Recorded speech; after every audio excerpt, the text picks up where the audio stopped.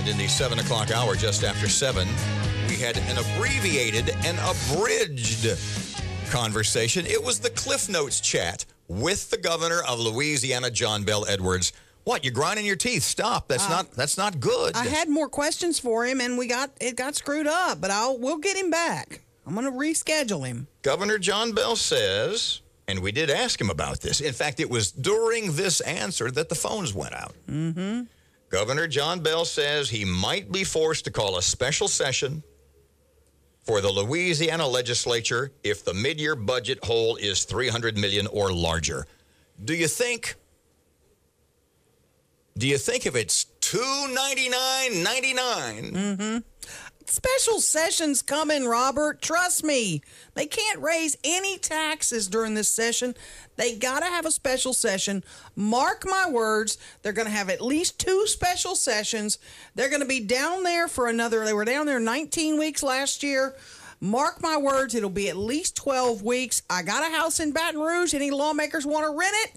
I'll hook you up. Okay, so we were chatting with Governor John Bel. Today, by the way, is today his first anniversary. It is. Being in office, and we kind of not so seriously said, given the last year in the state of Louisiana, meteorologically and just hell, everything, said to John Bel, things didn't quite go according to plan, did they? We obviously had some significant challenges last year, but I'm pleased with where we are, overall, considering everything. And certainly looking forward to tackling the remaining challenges that we can handle this year and put our state on a path to fiscal prosperity. And you are awesome, by the way. Thanks. I mean, you. What's the term I'm looking for?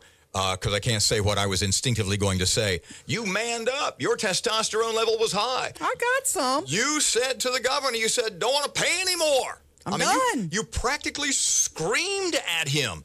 Erin's no more tax. In fact, in the 6 o'clock hour when we were looking at sort of the prospective list of questions, how do you phrase it? Do you phrase it delicately because he's the governor of the state? And Erin said, I'll ask him. I don't want to pay anymore. This is just silly. I'm sick. I'm fed up. Don't make me come down there. Okay, she didn't say that exactly. But the point was, Erin said to Governor John Bel, no more taxes.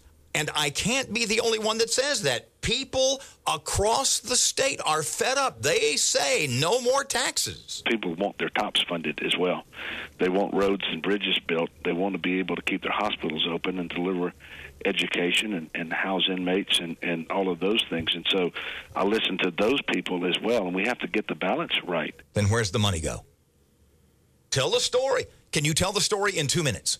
Yeah. Can you tell the story? Turn off her mic. She has to take a deep breath and cough. Good Lord, it sounded like Jack Benny's Maxwell over there. Boy, talk about a vague reference. Real quick, 30-some years ago, started as a little, news reporter, typewriter, Underwood typewriter, teletype wire, all that What's stuff. that noise again? Telephone. I thought that was your bad knee. Real telephone, no fax machines, no email, no computers, okay? Each state agency had one PR person. You knew them by, you knew the folks at... Hey, Ed, what's going on at the Department of Transportation and Delay? Gwen at the health department. You knew them all. You'd call them up. They might mail you a news release in the mail, which, you know what? They had to type individual letter stuff for each, mailing on the envelope for each reporter. It wasn't this email mass...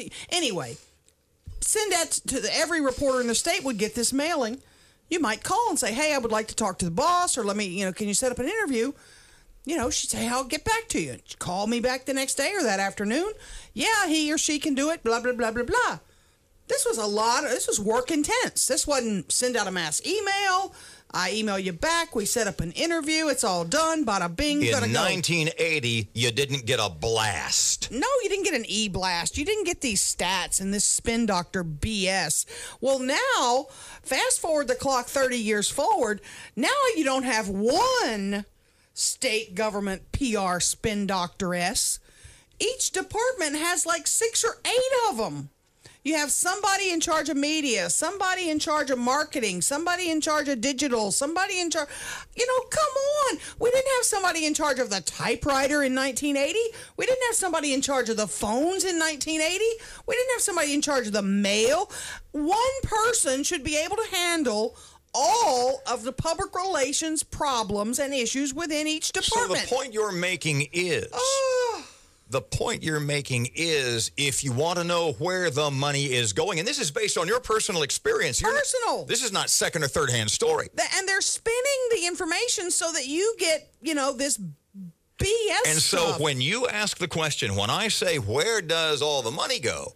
You could pretty darn well make the assumption that it's personnel. Absolutely. If I'm king of Louisiana, I'm whacking away. I'm going down there and I'm whacking. You're going to get, you know what? Department of Labor and Department of Culture, Recreation, you have one marketing person. You share that person. They handle it all. If you can't do it all, shame on you. Okay, so over here on her side of the formerly gopher-shaped broadcast table, we're hearing cut, cut, cut. And yet, there are a lot of, on the Democrat side saying we need to tax, tax, tax. I think the governor... Although he has let's raise taxes leanings, he told us that when it comes to tax or cut, here's what he said.